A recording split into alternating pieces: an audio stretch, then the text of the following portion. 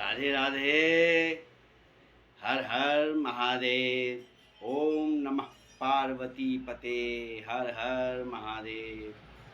आज आप सबको सोमवार की बहुत बहुत बधाई, शुभकामनाएं।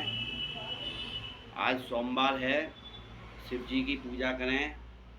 जैसे मैंने आपको बताया है, पंचामृत से स्नान करा के ये पूजा करें। और एक चीज़ और बता दूं, अगर किसी का चंद्रमा अगर बिगड़ा हुआ हो तो उसकी क्या पहचान है? उसकी पहचान है दिल में घबराहट रहेगी उसके, और आँख की बीमारी रहेगी, मस्तिष्क में तनाव रहेगा। तो समझ लो उसका सोमवार और उसका चंद्रमा बिगड़ा हुआ है। पूजा करें भगवान शिव जी की। और अगर बीमारी है, संग में वो बीमार भी है, तो पूजा करते में जो दूध चढ़ाओ ना, तो उसमें थोड़ी सी भांग गेर देना। शाम के वक्त भांग, गुड़, दूध, शहद ये मिला के भगवान पे चढ़ाना। इससे क्या होगा, आपकी बीमारी दूर होगी, फायदा मिलेगा। और भगवान शिव जी के मंदिर में रुद्राक्ष की माला से ओम होम जूम सा त्रिक्षर मंत्र है, ये त्रिक्षर मंत्र है। इस मंत्र का आप जाप करें। एक माला रुद्राक्ष की होनी चाहिए। और शाम को पूजा करें सुबह की बजाय। और पूरे परिवार को, अगर आपकी गरीबी दूर करनी है, सोमवार के दिन और शुक्रवार के दिन शाम के वक्त खीर पूरी बनाओ। और खीर पूरी बना के अपने इष्ट देव को, जो जिसकी भी आप आराधना करते हैं, उसका मन से भोग लगाओ। और भोग लगा के आप पूरे परिवार को पाओ। ये प्रसाद है, ये आपको पूरे परिवार को पाना है, बांटना नहीं है ये प्रसाद। और ये आप 7 सोमवार 7 शुक्रवार ये आप करो, भगवान शिव जी की पूजा करो। बाबा भोलेनाथ तो बड़े भोले हैं, वो आपकी प्रार्थना मान जाएंगे, बशर्ते आप में हिम्मत होनी चाहिए। बस हिम्मत मत हारना। हिम्मत ना हारने पे एक थोड़ी सी आपको लघु कथा सुनाता हूँ। एक सेठ जी थे और अपने घर में बैठे हुए थे। सेठानी खाना पका रही थी, तो उधर से एक भक्त निकले, ढपली हाथ में लगी हुई थी, अपने भजन गा रहे थे। भजन गाते गाते वो सेठ जी के दरवाजे पे आके खड़े हो गए। अब सेठ जी बेचारे भजन गा रहे हैं, आजा भाई रोटी आजा, बीच में अटकी है आजा, राधे श्याम सीताराम, हे गोविंदा जय गोपाला। बेचारे भजन कर रहे अपने। और सेठानी हाथ में रोटी लेके खड़ी हुई है दरवाजे पे साइड में। और सेठ जी कह रहे हैं, अरे भाई वो बेचारा इतनी देर से भजन गा रहा है, उसे रोटी दिया रोटी दिया। अब सेठ जी भाई साहब बार बार कहे, मगर सेठानी के नहीं सेठ जी रुको, इसका भजन मुझको इतना प्यारा लग रहा है, मैं अपनी सुध बुध भूली हुई हूँ इसके भजन में। तो इसका मतलब क्या है, आप भगवान की भक्ति कर रहे हो, पूजा कर रहे हो, और अगर भगवान आपकी नहीं सुनने आए और आपके लिए सबरी चीज लेके खड़ा है वो, क्यों?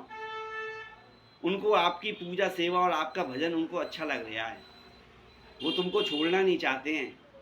तो इसलिए भगवान कहते हैं, अगर मैं तुझे दे दूंगा साले तू मुझको छोड़ देगा, इसलिए मैं तुझे अपने हिसाब से दूंगा, तो चिंता मत कर, तेरी किसी बात को मैं टालूंगा नहीं। मगर तू आदमी दुखी क्यों है? ये तो बहुत अच्छी बात हुई भगवान की, उन्हीं भजन मुझे अच्छा लग रहा है और मैं नहीं दूंगी, तो इसका मतलब यही हुआ आप भगवान की भक्ति करें, पूजा सेवा करें, ये नहीं सोचें। क्यों आज के ज़माने में आदमी तुरंत चाहता है प्रमाण।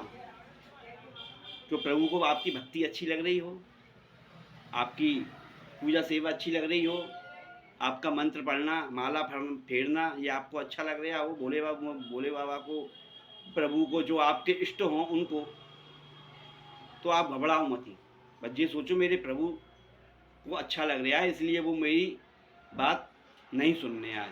मन के अंदर बस ये ख्याल रखो, ये मत सोचो हनुमान जी नहीं सुन रहे हैं तो रामचंद्र जी, और रामचंद्र जी नहीं सुन रहे हैं तो भोले बाबा नहीं सुन रहे हैं तो और किसी पे नहीं तो फिर चादर लेके मजार पे जा रहे हैं, फिर कहीं तो और जा रहे हैं। अबे सुनेगा तो एक सुनेगा। जो मैंने आपको छोटी सी लघु कथा सुनाई है, इसको ध्यान से सुनना और मनन करना। उस सेठ जी ने क्या कही थी और सेठानी ने क्या कही थी, और वो भक्त बेचारा रोटी खा के चला गया। क्यों? प्रभु भी इंतजार देखते हैं भक्त का। तुम ये मत देखो कि तुम भगवान का इंतजार देख रहे हो। अरे भक्त नहीं होंगे तो भगवान कहाँ से होंगे, और भगवान नहीं होंगे तो भक्त कहाँ से होंगे। ये तो भाई भगवान की और भक्ति की जोड़ी है। एक आपको बहुत छोटी सी बात बता देता हूँ। बहुत बड़े बड़े संत हैं, मैं तो एक छोटा सा तुच्छ गुरु लोगों का शिष्य हूँ, चेला हूँ। ये 3 उंगली हैं, ये तो है जीवात्मा, आत्मा, और ये है परमात्मा, और ये है माया। अब ये आपको सोचना है, आप माया की तरफ घुसेंगे तो आप जंजाल में फंसे रहेंगे, और आप परमात्मा की तरफ झुकेंगे तो इस जंजाल से मुक्ति पा जाएंगे। मर्जी आपकी है। ये 3 चीज के अलावा कुछ नहीं है। परमात्मा के बिना आत्मा बेकार, आत्मा के बिना परमात्मा बेकार, और इन दोनों के बिना माया बेकार। ये तीनों का चोली दामन का संग है। और एक चीज बता दूं प्रभु भक्त लोगों, माला फेरत जुग गया, गया ना मन का फेर, और कर का मन का डाल दे, और मन का फेर। इसका मतलब ये है, माला फेर रहे हो और ध्यान तुम कहीं और लगा रहे हो। क्यों? अबे यार मुझे 5 माला करनी है। अब 5 माला करनी तो है, तुमने नियम तो बना लिया, मगर 5 माला कभी तो मन से कर रहे हो, कभी तुम घास काट रहे हो, कभी तुम सोच रहे हो यार जल्दी जल्दी मेरी माला पूरी हो जाए यार, मैं फलानी जगह जाऊं। मत करो ऐसा। 1 माला करो चाहे। मैं तो कहता हूँ माला नहीं कर रहे हो तो मत करो। कर का मन का डाल दे, और मन का फेर। अपने मन के अंदर, हर सांस के अंदर आवाज भी नहीं आवे, ना कंठ हिले, ना जीभ हिले, कुछ नहीं हिलना चाहिए। जैसे आप सांस लेते हो ना, उस सांस के अंदर उस प्रभु का स्मरण करना चाहिए। जब है तुम्हारी भक्ति। अगर आप मर रहे हो तो कहाँ से किताब लाओगे पढ़ने के लिए, और कहाँ से माला लाओगे फेरने के लिए? क्यों? हाथ पैर तो तुम्हारे काम नहीं करेंगे, शरीर तुम्हारा साथ नहीं देगा, तो क्या करोगे? ये तो यूँ समझ लो ABCD की पढ़ाई है भाई। मूर्ति पूजा कर रहे हो, मंदिर जा रहे हो, महादेव जी की पूजा कर रहे हो, ये ABCD की पढ़ाई है, ये करनी चाहिए। ये अपनी आध्यात्म पूजा है, ये पूजा करनी चाहिए। क्यों? उसको देखने से हमारे मन के अंदर प्रसन्नता रहेगी। मगर जो मन के अंदर होनी चाहिए, वो तो मंदिर की पूजा हो गई, घर में पूजा हो गई। एक जो माला फेरने वाला हिसाब है, माला फेर रहा, माला से फेर रहे हो वो तो फेरो, मगर कंठ की माला फेरो, वो काम कर। एंड में वो काम आएगी आपको, कोई चीज काम नहीं आनी आपको। आंखें भी काम दे जाएंगी, जवाब दे जाएंगी, तो भगवान के दर्शन भी नहीं होंगे। हैं? जबान जवाब दे जाएगी, तुम श्लोक मंत्र कुछ नहीं बोल सकते। कान जवाब दे जाएंगे, तुम कुछ सुन नहीं सकते। क्या करोगे? बस जो तुमने बचपन से रगड़ लगा रखी है सांस द्वारा, बस वही काम देगा। हर हर महादेव। जय शिव शंभो। काशी विश्वनाथ की जय हो। मस्त रहो, खुश रहो, आनंद में रहो। अगर किसी का चंद्रमा बिगड़ा हुआ है तो मोती ना पहने, मोती मत पहनना। और ये पूर्णमासी आ रही है, पूर्णमासी में बाहर मत निकलना। क्यों? इससे आपका चंद्रमा बिगड़ जाएगा। गुलाब जल का सेवन करें और अपनी माता जी की सेवा करें। तुम्हें कुछ करने की जरूरत नहीं है, सबरी ग्रह सबरी शांत हो जाएंगे आपके।